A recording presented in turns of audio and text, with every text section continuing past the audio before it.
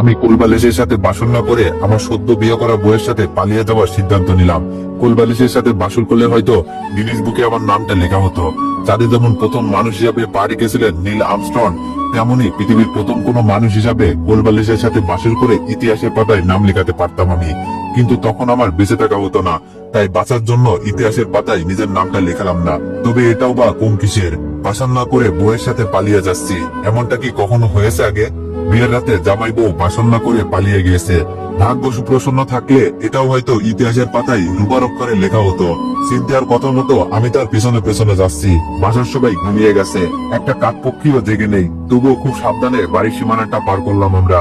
প্রায় 1 ঘন্টার মতো হাঁটলাম দুজনে। এই সময়টাতে আমাদের দুজনের মাঝে বিশেষ কোনো কথা হয়নি। নিরাপদ একটা জায়গায় এসে চিন্তার প্রথম যে কথাটা বললো সেটা হলো, আপনি চাইলে চলে যেতে পারেন এখন। আপনি আমার জন্য বিপদে পড়েছিলেন, আবার আমি আপনাকে বিপদ থেকে উদ্ধার করলাম, হিসাব বরাবর।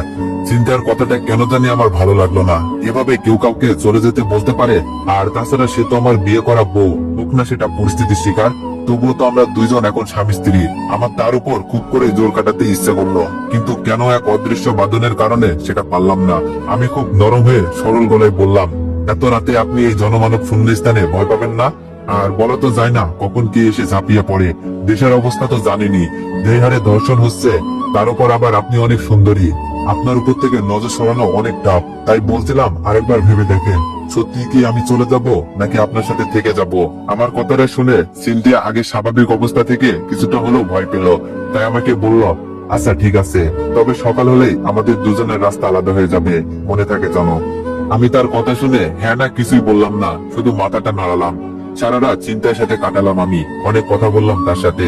আমার অতীতের বেদনাদায়ক দিনগুলোর কথা তাকে শোনালাম। তবে সে এক মুহূর্তের জন্য আমার জন্য মন খারাপ করলো না, বরং সে তার বয়ফ্রেন্ডকে নিয়ে চিন্তায় পড়ে গেল। কারণ সারা রাত ফোনের পর ফোন দিয়েও তার কোনো খোঁজ পাওয়া গেল না। আজ 2 দিন হলো তার ফোন বন্ধ। সকালে যখন তাকে আমি বললাম, তাহলে কি এখন আমি চলে যাব? যেহেতু এখন আর আমাকে আপনার প্রয়োজন নেই, আমি থেকেই বা কি করব? তখন সে রাগী কণ্ঠে বলল, চলে যাবেন মানে? আমি কি চলে যেতে বলেছি আপনাকে? আপনি আমার সাথে ততদিন থাকবেন যতদিন না আমি আমার বয়ফ্রেন্ডকে খুঁজে পাচ্ছি। তখন আমি রাগে চোখে তার দিকে তাকিয়ে বললাম, মানেটা কি? সবকিছু আপনার ইচ্ছেতেই হবে নাকি? আপনি নিজের বাঁচানোর জন্য আমাকে বিয়ে করলেন, অথচ আপনি চাইলেই আপনার বাবার পছন্দ করা ছেলেটাকে বিয়ে করতে পারতেন। তাহলে আর আমাকে এত ঝামেলায় পড়তে হতো না। এখন আবার বলছেন আপনার কথা শুনতে হবে, মগের মূল্য নাকি? তখন চিন্তিয়া বলল, হ্যাঁ আমার কথা শুনতে হবে, কারণ আমি আপনার বিয়ে করা বউ। আর বউয়ের কথা জামাই শুনবে না তো কে শুনবে? বয়ফ্রেন্ডের সাথে দেখা করব, আপনাকে ডিভোর্স দিব, তারপর আপনার যেখানে ইচ্ছা চলে যাবেন, আমি কিছুই বলবো না।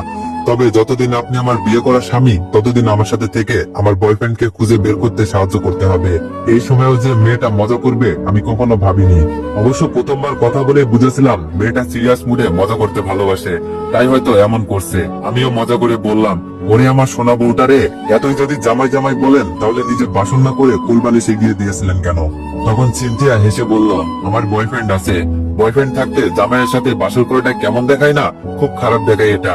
তাই তো আপনাকে কোলবালিশ এগিয়ে দিয়েছিলাম, আপনি করেই দেখতে পারতেন। বিয়ে করার আগ পর্যন্ত তো ছেলেরা কোলবালিশের সাথে বাসর করে। বউ পেয়ে নিজের প্রথম বউ কোলবালিশকে একমাত্র ছেলেরাই ভুলে যেতে পারে। আপনিও তেমন একজন স্বার্থপর জামাই, যে বউ পেয়ে কোলবালিশকে ভুলে যায়। সিনথিয়া প্রথম এইভাবে হাসলো আমার সামনে। তার হাসিটা জানান দিয়ে যাচ্ছে, এর থেকে সুন্দর হাসি কারো হতে পারে না।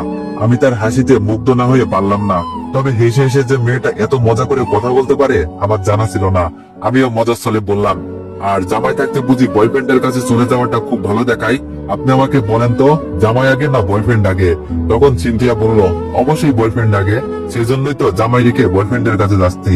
আমি বললাম, এটা আপনার ভুল ধারণা, জামাইকে বেশি ভালোবাসা উচিত। বয়ফ্রেন্ড তো আর আপন কেউ না, যে কোনো সময় খাঁচা থেকে উড়াল দিতে পারে, কিন্তু জামাই কখনো চাইলেও খাঁচা থেকে উড়াল দিতে পারে না। তখন সে বলল, ওইভাবে আগে না।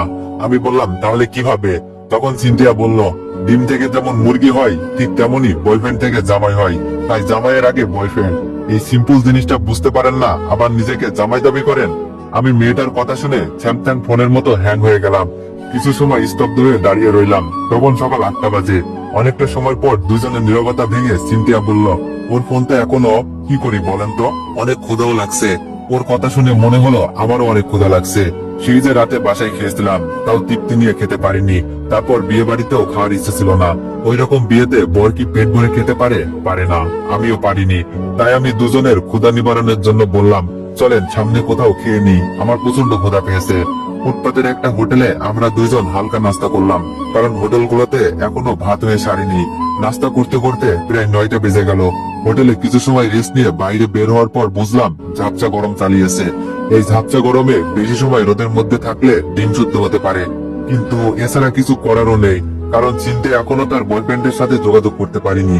আমিও কাউকে ফোন দিইনি, কারণ আমার কথা সবাই জেনে গিয়েছে। এখন যদি আবার একটা মেয়েকে আমার সাথে দেখে তাহলে আমাকে খারাপ না ভাবার কোনো কারণ থাকবে না। তাই কাউকে ফোন করে নিজেকে খারাপ প্রমাণ করতে চাইনি। 10টার দিকে চিনতে আর সহ্য করতে পারলো না, মনে হলো ঢুলতে ঢুলতে মাটিতে পড়ে যাবে। বেশি সুন্দরী মেয়েদের এটাই সমস্যা, তারা রোদের মধ্যে বেশিক্ষণ থাকতে পারে না। চিন্তা শুধু আমাকে বলল, আমি আর 10 মিনিট এখানে থাকলে মাথা ঘুরে পড়ে যাব, প্লিজ বিশ্রামের জন্য কিছু একটা করুন। আমি কি করব কিছুই বুঝে আসছিল না। হঠাৎ করে সামনে একটা আবাসিক হোটেল চোখে পড়লো।